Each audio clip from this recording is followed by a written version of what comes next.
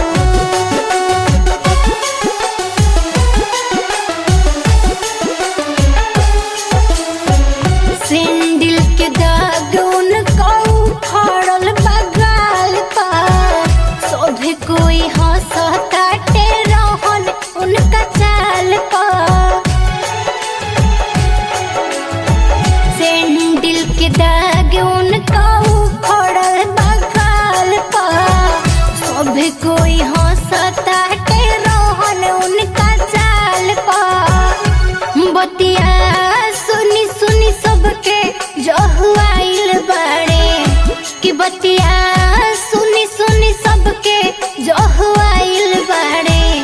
एही से लजाइल बाड़े ना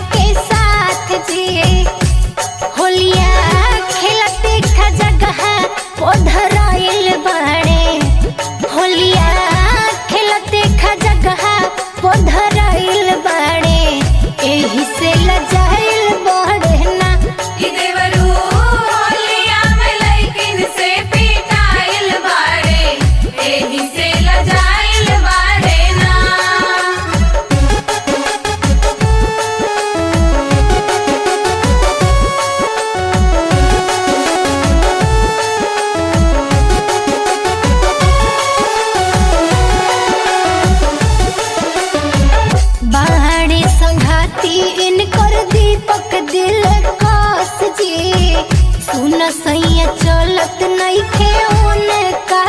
बस जी बाड़ी संघाती इनकर दीपक दिल कास जी